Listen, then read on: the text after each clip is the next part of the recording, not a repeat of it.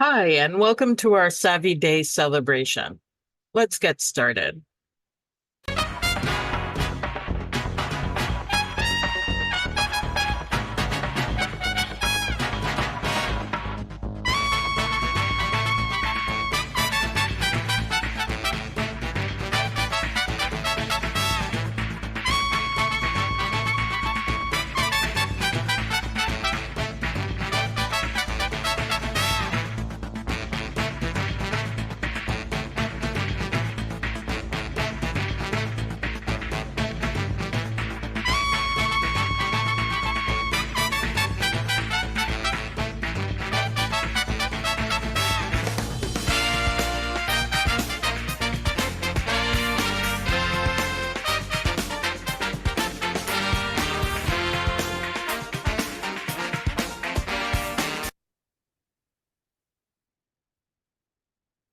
Welcome to 2024's inaugural Solo Aging Visibility Day. I'm thrilled so many people have joined for our celebration. My name is Aileen Gerhardt. I'm a board-certified patient advocate, a certified senior advisor, a solo aging advocate and educator, and creator of Solo Aging Visibility Day. I want to share a little bit with you about how Savvy Day came to be. So May is Older Adults Awareness Month. And back in January, I had been thinking about how to create new opportunities in a national initiative to increase the visibility of the unique needs and concerns of solo agers. And so in thinking about it, I thought, why not create a visibility day in the absolute middle of Older Adults Awareness Month that would increase visibility for solo agers. And so Savvy Day was born.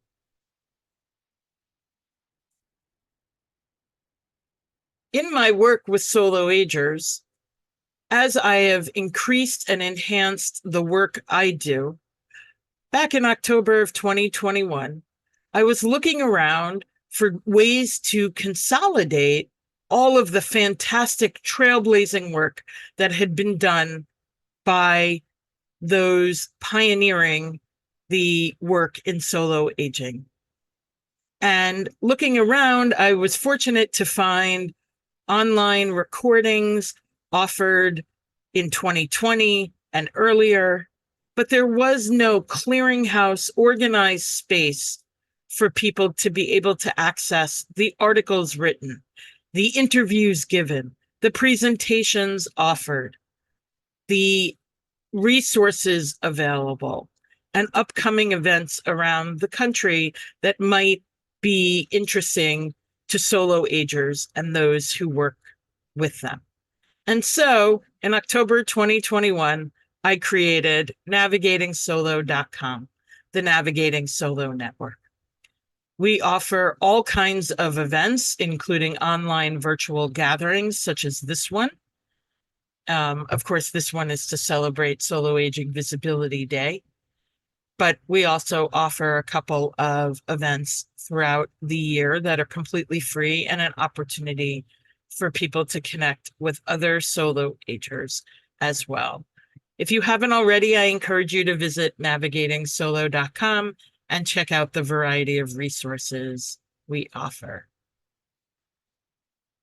We wanted to make sure that we had some goals for our Savvy Day, and those, of course, included empowering solo agers, increasing visibility and awareness, celebrating the contributions of solo agers, inspiring community involvement, providing reliable resources and information, networking, community building, and inspiring action.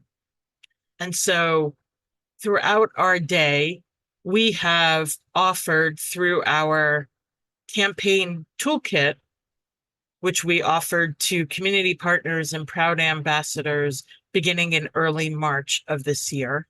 We created 9 social media squares that offer educational components of the solo aging experience, both in terms of contributions as well as some challenges. And so those are here on the screen. They are also available for download for free on the Savvy Day social media gallery website. Of course, they were created for Solo Aging Visibility Day, but they are certainly evergreen in the ability to share over and over again to increase awareness about solo aging.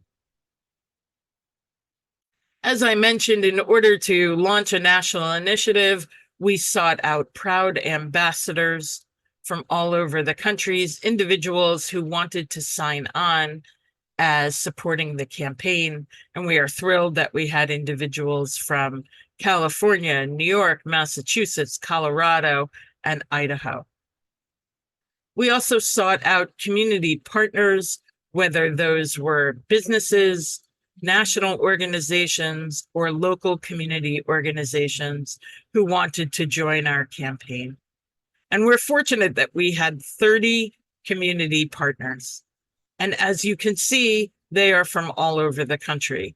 This screen shares our partners from New York and Massachusetts and Idaho and Tennessee and Washington, D.C. and Illinois and Maryland.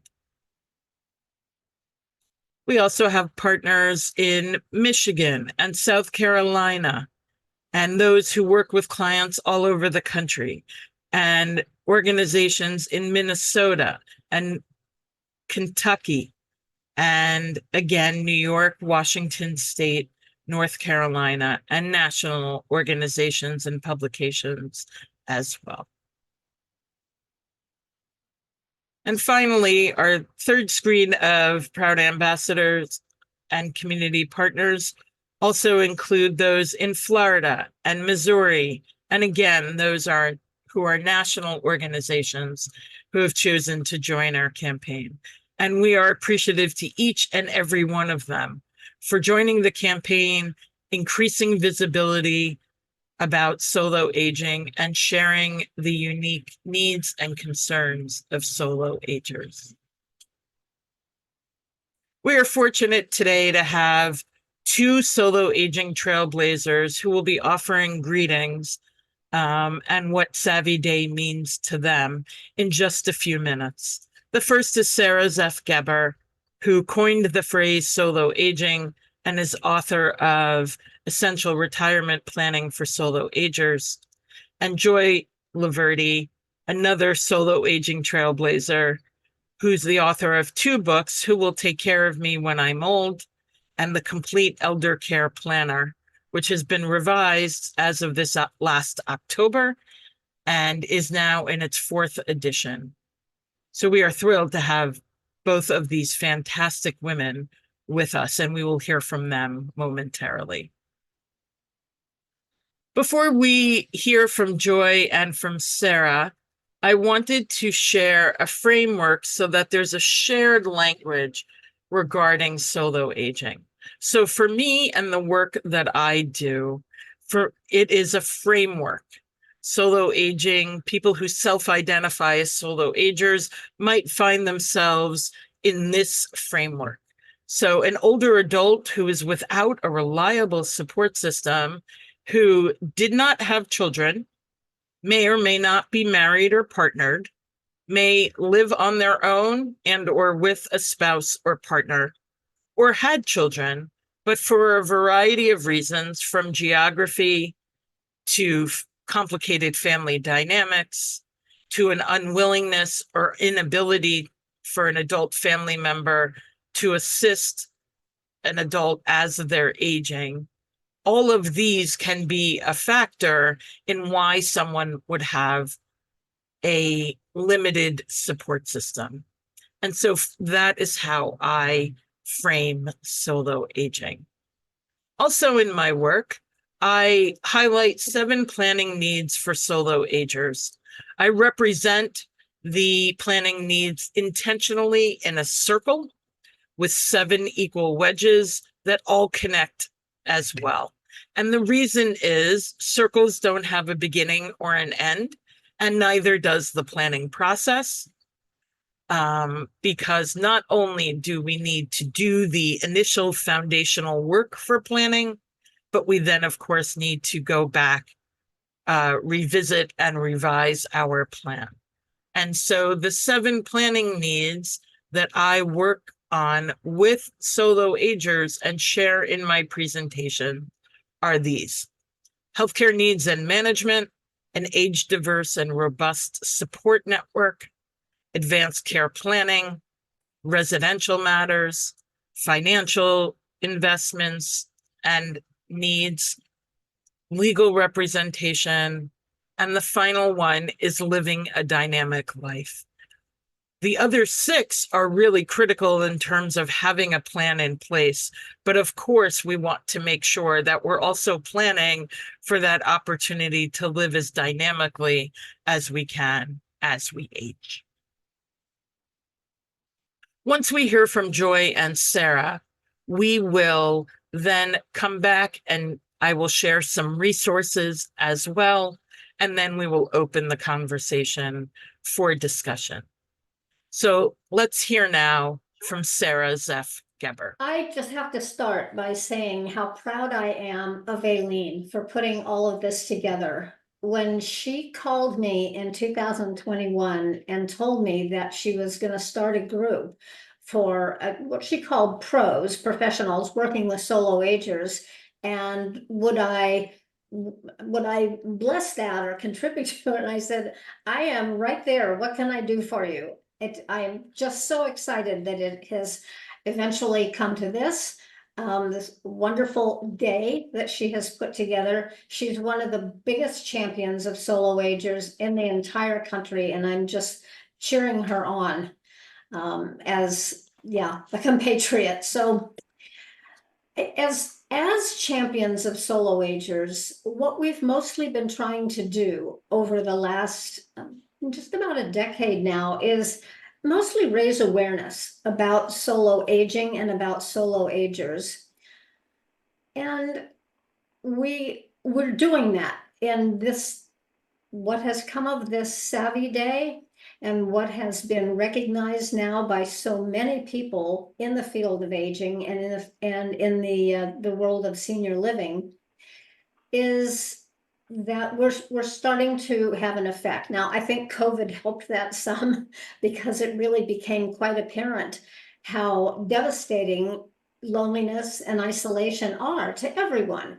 And the fact that solo agers face the potential of that much more so than people who have immediate family around them, it certainly wasn't lost.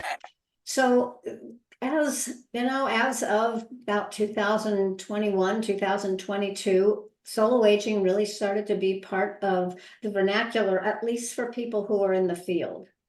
So most of us we're still doing a lot of awareness raising. We're still doing a lot of speaking. We're still having a lot of meetings.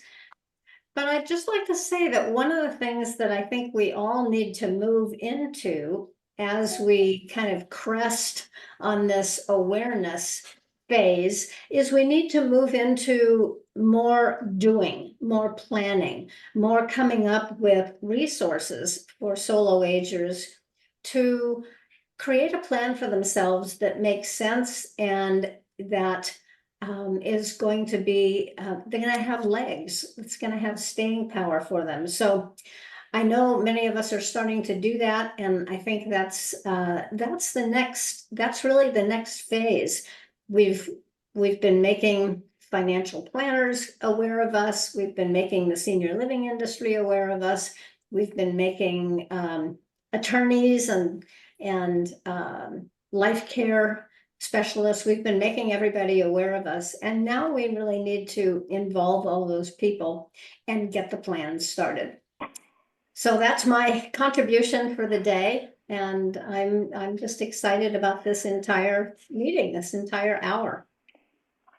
Thank you, Sarah, and your humility is appreciated. Thank you for the kind words, but more than that, both Sarah and Joy have really done seminal work in solo aging that's given a number of us the opportunity to build on that. And so for that, we all say thank you. So I Joy? guess, am I up? Okay. So again, my name is Joy Laverty, and I'm going to add another dimension to what we're talking about today, which is solo aging. So over the past 35 years, I've been traveling nonstop, pretty much keynote presentations, talking about the subject of family caregiving. But 12 years ago, something very interesting started to happen. And attendees who were in the audience would come up to me after the conversation that we had, and they'd say to me, you know, I am taking care of my parents and my grandparents, but who's going to take care of me? Who's going to do this for me? And 12 years ago, who will take care of me got on my radar. Now, we all know that everybody's living longer, and the consequence of an aging population living a very long time has many profound consequences. And one of the greatest consequences it will have for all of us is that the caregiving is never going to end. Now, we're all living in a caregiving crisis where there are no professional caregivers, at least not the numbers we need to help us. So here we are, we're all growing old together. And as long as we have people in our life that we love and we care about, we can expect to be caregivers for each other on some level. So as we go forward, my hope for all of us is to put another awareness on your planning, and that is, in addition to asking yourself questions about who's going to be there in many years down the road, we are wise to expand our vision of what our future self looks like and ask another critical question, and that is, who might land on my doorstep looking for care? Who might that be? Will it be our friends, our neighbors? And will we be prepared financially, emotionally, legally? So now is the time to also initiate caregiving conversations into our vision of our future selves. Now, this also includes the right to say, no, I am not going to be anybody's caregiver. If we're not related and I want to say no, I need to say no. And so that also means that we need to be brave and we need to start talking about caregiving within the context of solo aging. So that is just what I wanted to bring to the table tonight. And it goes without saying, Elaine, I congratulate you and making May 15 a day to remember for all of us, especially for solo agers. Thank you so much, Aileen. Your book, but I'm going to get it. But it's a complicated subject. Who's going to take care of me? And you said, we'll possibly all have to take care of each other, whatever. But what are some of the options possibly you can just talk about briefly in terms of who's going to take care of me when I'm old? Yeah, that is pretty complicated. So the first thing, Susan, is look in your own backyard. Just start in your own backyard. If I had to say, put things in order of importance, and Sarah, jump in, I would say look at the finances first, and then where you might live, and then legal documents. Who will take care of you when you're old will have a lot to do with the financial ability to either live in a community setting, stay where you are, or pay for help. So while you want to jump into who is the answer, it really will depend on your financial ability to supplement care. Thank you. You're welcome. And I want to add that what came up for me when you said look in your own backyard, Joy, is to to me, that also means start talking to the people around you. Oh, yeah. Start talking not just to your best friends, but to your neighbors, to extended family. If you don't have kids, you may have nieces and nephews, you may have siblings, but start talking about this topic. Mm. That's really the way to get going. I think you'll be surprised, as I was when I started talking about it, that people are interested and Mhm. they want to solve the problem for themselves. They want to help you solve it for you. So stay active with the subject. Well, I was just, wondering because you mentioned the healthcare crisis and that, we can't solve that, but we're in it. So that's part of the challenge for us because even if you have the finances for some type of help, you might not be able to find that help when you need it. And that's the problem. You may get a neighbor to help you with something, but that neighbor might not be qualified for what it is you need. And even in New York, where we feel like we have good medical care, that type of help is very difficult to come by. It's very complicated now. So the answer is highly complicated, even if you have the financial wherewithal. That's right. That's right. You might have a lot of money, but you don't have anybody to give it to, right? That's right. That's right. So stay social. Stay as social as you can, because a lot of the care will be social. And by care, I mean somebody to have ice cream with. Well, we're not just talking about, there's no guarantee that any of us are going to need care, physical care, but we're going to need friends. We're going to need a social network. So that's, like I said, stay in your backyard. Know your neighbors. Get to know them. Be brave. Start talking. Like Sarah said, start talking. And Susan, if you're in New York City, there's a wonderful resource that Aileen can probably tell you about more quickly than I can. I'm thinking about Wendell's resource. So, Mhm. and that will answer a lot of these questions for you. Yeah. Absolutely. So programs like DeRote in New York City, and there are a number of you on here I know through DeRote, so I'm glad you're here as well. And Wendell Kornfeld, one of our proud ambassadors and certainly champion of solo aging, is called, thank you, Norman, is called Community as Family, and is a great resource. If you'd like to really read more about it, the best way to do that is on the Savvy webpage. There are Savvy Day webpage. There are 3 downloadable resources that were a part of the campaign toolkit. One is a press release. One is all kinds of facts and information related to solo aging.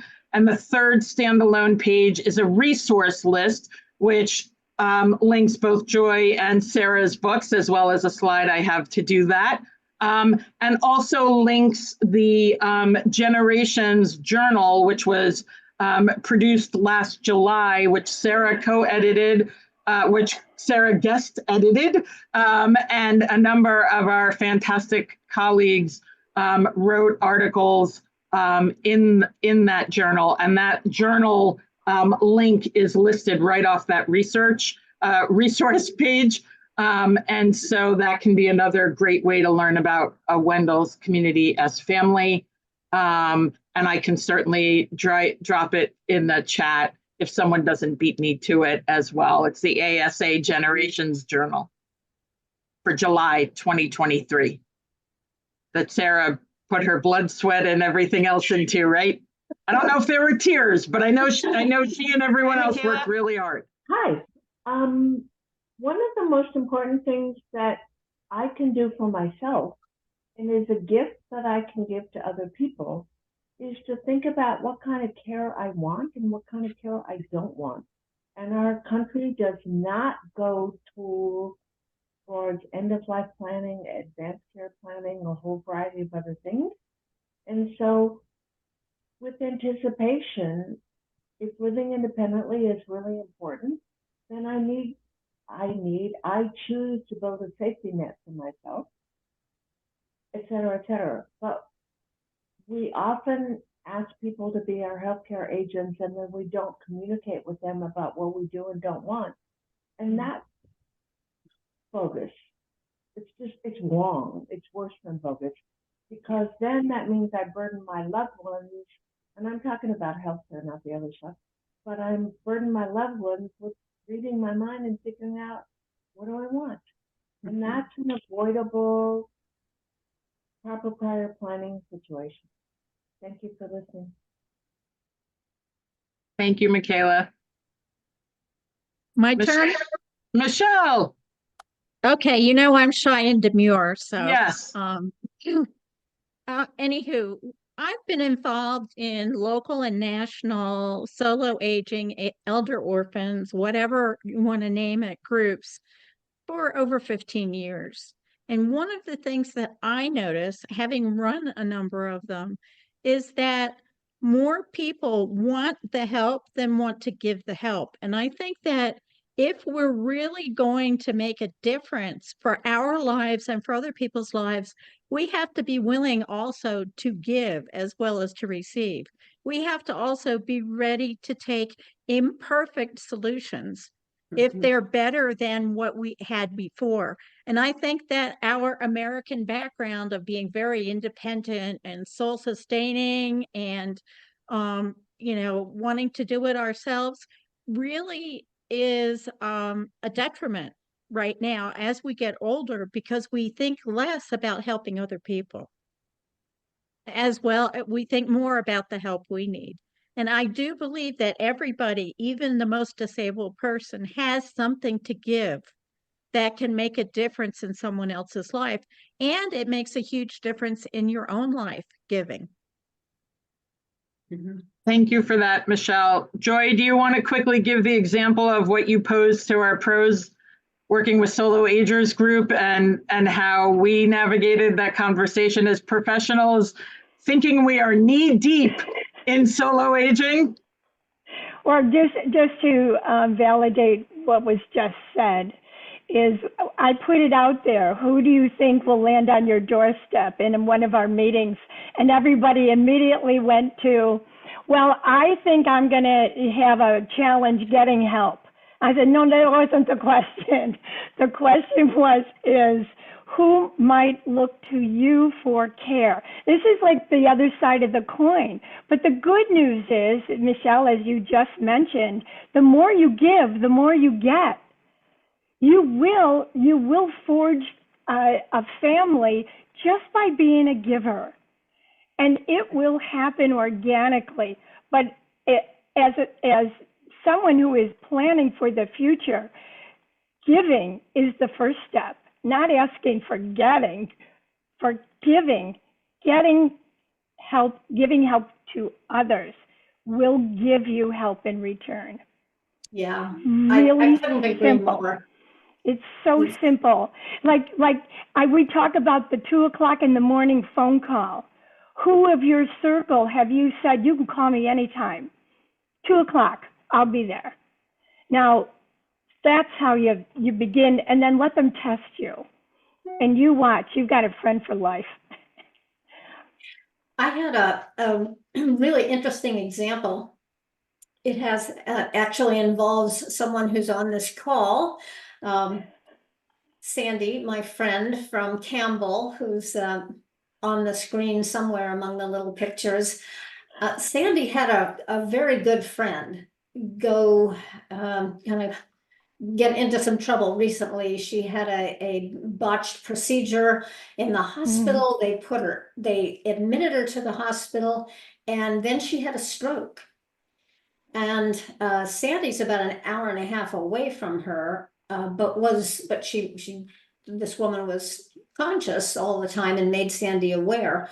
And not only did Sandy go up there on about day 2, but interestingly, this woman had been pulling together a group of people where she lives in Benicia, California.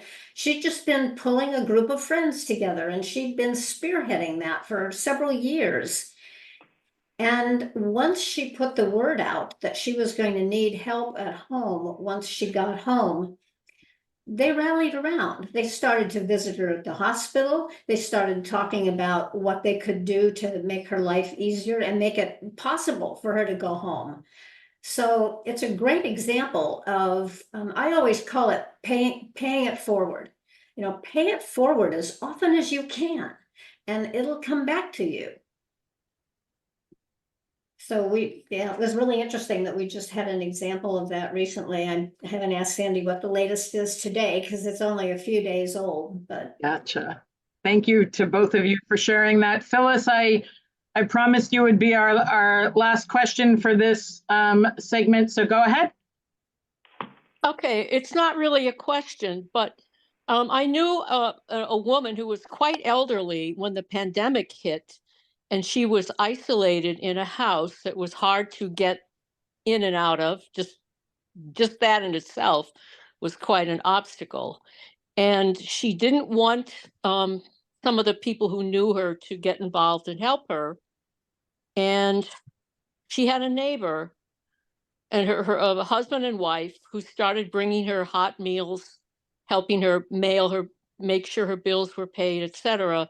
And this went on for a number of years. And eventually they approached her and asked her if she would put them in her will to get her house. She did not. She had a nephew who she really didn't care that much about, whether he didn't really need the asset. And I just thought, I mean, this worked out very well for her. And it just surprised me that something like that could happen. But I guess sometimes you have to really be very creative and think outside the box. And at first, her friends were kind of upset about this, like people were taking advantage of her. But actually, they were taking very good care of her. And so what? They got her house. I mean, who else was going to get it? So anyway, I wanted to share that. Thank you, because that's a very creative solution. And the people who were taking care of her were very smart to have an open conversation. Maybe they couldn't afford to take care of her, but they did anyway, and they were rewarded with, financially with a house. We just, there's no rhyme, there's no pattern on how we will take care of each other. The important thing is open conversation as early as possible. The legalities of taking care of someone we're not related to are so complicated, and now is the time to learn and understand what might we be getting ourselves into, right? What do you mean? Where does a person get information about that? The legality. There are legal advocates there are many. If you call your local agency on aging and you ask them about elder law attorneys who do this kind of work within the advisory department of aging, the Department of Aging for every city. Okay. Start there. And there's so many, the crazy thing is there are so many free and low cost resources. People don't even know about them. There's a elder care locator that has an 800 number. If you Google it, there's so many resources that don't cost a lot of money. Thank you to both of you for sharing your expertise, fielding some questions impromptu, and being here, and certainly some quick resources. These aren't going to be super comprehensive. Like I said, there is a resource sheet available on the Savvy website that can be very helpful for you. But just an overview. We are fortunate to have both authors with us today. Sarah's book is on the bottom left. It has a great blue cover. Essential Retirement Planning for Solo Agers. Joy's 2 books are on the right side-ish, Who Will Take Care of Me When I'm Old, and the Complete Elder Care Planner, 4th edition, which just came out this past October and is quickly flying off shelves, I've heard, Joy.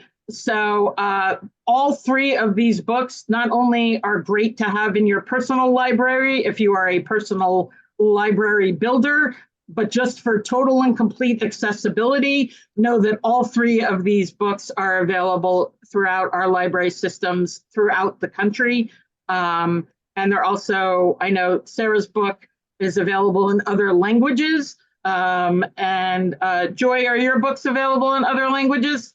They're working on it now. Working on it now. So our next gathering, maybe we'll be able to say yes. Very quickly, this is the work that I do in terms of working with solo agers. Just to give you a taste of what I do, there are some folks on here who Michelle's Solo Aging Without Personal Representative Facebook group is something to certainly explore. They have really great conversations, have done interesting surveys. The Elder Orphans Facebook group, which is now almost 11,000 strong, has offshoots as well related to faith, related to reading, related to relocating, local gatherings, et cetera, et cetera. If you are a Facebook user, those groups, as well as People Aging Solo, are groups I've interacted with. I don't know if Sarah and Joy have as well, but I tend to only like to recommend things I know are vetted before I share them with larger groups as reliable resources. And the 2 groups on the right are part of the work I do with Solo Agers Advocacy Initiative and Navigating Solo. So those are just some ideas in terms of connecting. As I shared earlier about navigating solo, and as Sarah sort of referred to in terms of the pandemic and all of that, more and more recording of talks, programs like these and other substantive discussions. And so there is an archive of talks, videos, podcast interviews, et cetera, by multiple people on our screens this evening, as well as other thought leaders. There are links to books and articles and to the Generations Journal. Believe it or not, there is finally research and reporting being done about solo aging. We are thrilled. It makes it easier to make our case even stronger as we advocate for solo agers and solo aging allies. And the last piece that's on there is a launch point for finding local resources. So instead of individual resources being listed, it'll list the national directory, as Joy referred to, for elder law attorneys, or in the state of California, a fiduciary or an aging life care manager. And also, as Joy shared, the Elder Care Locator is also a launch off of the Finding Local Resources button as well. So it is a completely free resource library. If there are things that you think should be added, as long as they're public access and we have permission to add them, the more the merrier in terms of providing useful information for people as well. Can I just say something about you as a resource, Aileen? And that is that I am finding that more and more people are becoming aware of patient advocacy, and that they are starting to understand the value that you bring to the table. And so part of my advocacy is to let people know, because you can have someone in a healthcare situation and just absolutely not have an understanding of how to negotiate the healthcare system. And I am constantly and highly recommending that people become familiar with patient advocates and also getting in touch with them early on. You and Nancy, I think Nancy, you're on the call. Yep. Raise your hand. Your contribution to solo agers is off the charts, and I will forever and always continue to talk about patient advocates and educate the general public. Thank you for that. We love a good patient healthcare advocacy PSA. We don't, right? We are still a profession people don't know entirely about. So thank you for that. Nancy, is there anything you want to share as another solo aging thought leader and fellow healthcare advocate? Only to say I am reveling in tonight and the amount of people that are here and the willingness and the open-mindedness folks to come forward and seek. Nothing excites me more than seeking, and I am just relishing every bit. Thank you so much for putting this together, Aileen, and y'all, her website, her resources. It's the mother lode. Go look. Thank you for that. Nancy is located in South Carolina, is an excellent professional and worth connecting with. So if you have not had the pleasure, Nancy also has a number of recorded presentations in the archive, and has also done a number of presentations with Carol Marek through the Elder Orphans Facebook group and through Steve Gurney's Positive Aging community and resource. So she will look familiar to you now when you see her again in a recorded conversation. So I think it's good to start these communities like this organically, but I think more lobbying at Congress, more advocacy with AARP and other groups, councils on aging, even that name is negative, councils on aging. I mean, the better names than just aging. You know what I mean? There's no respect for people who get older in this country. I mean, that's a North American kind of thing, where in other countries, that's not the case. So I think maybe looking at the nomenclature here, why should it be aging? Should it be wisdom or something involving something else other than just, you know, aging? So I think we all appreciate your comments, and I'll certainly give Sarah the opportunity to sort of wrestle with the solo aging thing in terms of the nomenclature. I will say this. If we're going to wait for our infrastructure to catch on to the needs of solo aging, no matter how many drums we bang, no matter how many conferences we speak at, and those of us who speak at conferences frequently are banging those drums and screaming from the rooftops and encouraging senior centers and councils on aging and advocates and blah, blah, blah. It has to come from the ground up. It really does. And so we are really fortunate. Change takes a long time. Sometimes we don't see it in our lifetimes. And I know that sounds like a cliche, but perhaps Sarah and Joy can, and even Nancy, and if there's anyone else on who's sort of, part of that trailblazing, right, pioneering, right? The notion of people coming together because they self-identify as solo agers is a 2-year-old thing. So I completely appreciate that, and I'm certainly going to give Sarah the opportunity. But I think that multiple large national organizations were approached about this, right? All of these different things. It takes just chipping away. When I like to swing for the fences, I'm reminded by level-headed people that it takes chipping away. So I fully appreciate the concerns, the challenges, the stress. And I know saying it takes time doesn't help anyone tomorrow. But as stubborn as I am, I know it takes time. Sarah, I know, Clara, that doesn't really give you a concrete answer. Well, there are models in other parts of the world where communities are built, where intergenerational people in even small and large towns actually help take care of people. All you have to do is look at these kinds of things and say it has to do with how communities are planned. It's not just about healthcare, and it's not just about somebody has something and can pay somebody to come in and do whatever. Correct, but it also has to do with a societal value of valuing people as they age, putting things in infrastructure to do that. There are a lot of pieces. It's not just healthcare, it's all of the different pieces. Sarah and Joy speak to housing communities, and, you know, Joy has worked with farmers and agriculture and you know, like things you think aren't, you know, part of the wheel, right? That I just sort of shared. So Sarah, go ahead and share, and then I'm going to give others the opportunity. Thank you for that, Clara. Okay.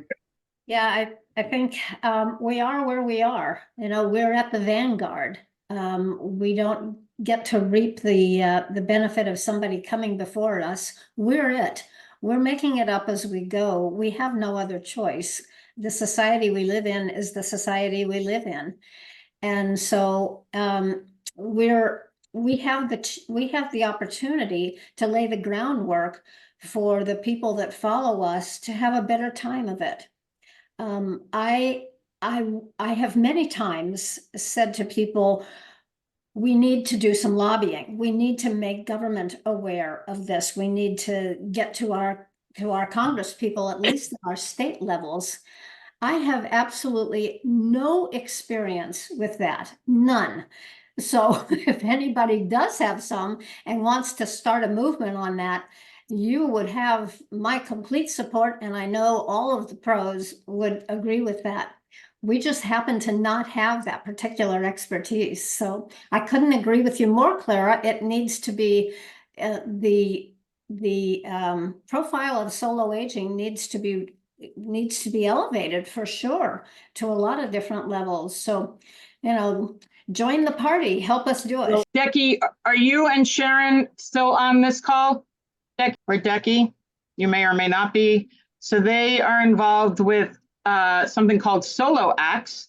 And because I have Google alerts for all things solo aging, and Sarah does too, I noticed, Decky, are you here somewhere? No?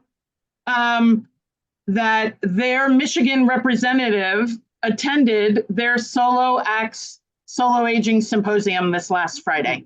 Wonderful. So that is the first time, right? So yes, they deserve immense congratulations. I will send them the recording to tell them so, and that I also, in the frenzy of Solo Aging Day coming, that was last Friday, I did not have the opportunity to connect with them. I think that's a major achievement and also very hopeful, right? So one congressperson at a time, one conversation at a time. She posted about it, which is how I saw it and made the connection. So it's just something to know and think about. And like Sarah said, I welcome anyone who would like to bang the drum to our Congress leaders as well. When the circle, which I think you showed the last time, when the circle came up, the first thing that came to my mind was Trivial Pursuit, which we played endlessly in the 90s. And in order to win Trivial Pursuit, you had to get all 6 pieces of the pie. I think your pie had 7 slices.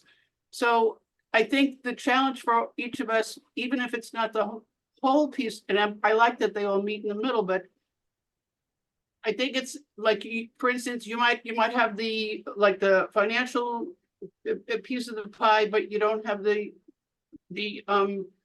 support group part of the pie, or maybe you have a teeny piece of it, but you have the medical part of it, but you don't have the legal end of it. So even if it's a slice of a half of the maybe put it into 16ths or something. But I think having all of those pieces all together is the challenge. And that's kind of, I was going to say the game of life, but that's a different game. But that is a different, it may even be a different family who produces that game, right? But it's an excellent. But anyway, that's how it came. That's fabulous. I think that's a great way of thinking about it as well. I think that those different pieces, you know, I have many more slides that I could sort of toss to you. They're prepared, but it's much more important to have the conversation with each other. But when it came to solo aging, you know, and creating your support system, one thing on those slides was considering If you had accountability buddies, right, or a buddy, an accountability buddy is not someone who is at the exact same stage of planning or thinking or talking as speaking as you. It's that they're looking to achieve something, and you're looking to achieve something. And if by speaking every 2 weeks or once a month or whatever, more consistently, it gives you the opportunity and the drive to clean out that closet you've always meant to clean out, or call that attorney or vet that 5 attorneys you've been given those names. You can then connect with each other again in a period of time and say, oh, I started cleaning out that closet. Oh, I spoke to, I researched 1 of the or 2 of the 5 attorneys, kind of thing. And so it's about it's very hard. I'll just speak for me. Me as a human, not grammatically correct, has a very hard time holding myself accountable. And I think with all of this planning stuff, with all of that Trivial Pursuit wedged stuff, right? It's really hard. It's emotional. It's stressful. It's time consuming. And so having other people to check in with about that can be a great resource as well. I know there are folks who are using that model. There are other folks who are using creation of or participation in kinship groups or support circles or discussion groups. Call it whatever you'd like, right? But the idea is to bring together a small group of people who partnered with a senior center, council on aging, library, other organization or business who's really interested in helping continue fostering these conversations and connections. And you would be surprised how many that if you go to the organization and say, I'd like to do this, people usually say yes, especially if somebody else on a short-staffed organization is willing to do the quote unquote heavy lifting. If you are interested in starting a group, yes, Cynthia, I actually just spoke at the National Council on Aging's conference on solo last Monday, and I spoke about solo aging. So yes, National Council on Aging is the umbrella organization for all senior centers, councils on aging in the United States. But if people are interested in starting groups and need help doing that, there are people who are able to do that, and you're welcome to reach out to me and I can connect you with others. But there are resources around the country. I would say look to see what's right for you and what fits for you. And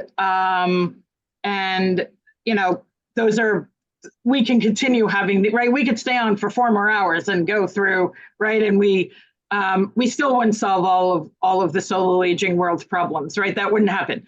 But I appreciate that everyone is sharing different ideas. The chat is ideally a place to share those resources, to connect with each other, if you're writing in chat and you want to put your screen on so someone else can sort of see who's writing, you're welcome to do that as we wrap up in the last 2 minutes. Joy, did you have anything you wanted to sort of weigh in on in terms of any of the things that have been shared? No, this has been pretty in-depth, and I just encourage people not to be afraid to start the planning process. That's usually, there's some kind of barrier psychologically about making the first step. So just do one small thing. That's all. And it could be in any area, but one small thing, and that will make a big difference. That'll get you going. So there you go. And you get to decide what small means to you, right? That's right. And with no judgment. That's the hardest part of being a human, right? With no self-judgment, right? Small can be, I put a pen next to a pad of paper so that next Monday I'm going to start the, week deciding to think about my plan. And so that pen and that pad of paper are ready to go, and I'm going to meet it there on Monday morning. That's right. It can be, I really was excited by what Joy and Sarah shared, as well as the opportunity to meet other people. I think I'll explore those books. I think I'll write to someone who shared their contact in chat and lives near me. Whatever that small is to you, I think I'll think about it totally cool too, right? Everybody's going to find their own pace. But I highly encourage people to continue having these conversations. I thank you for your candid shares and input and ideas. We're going to go ahead and close up for the evening. I hope that you will fill out the survey.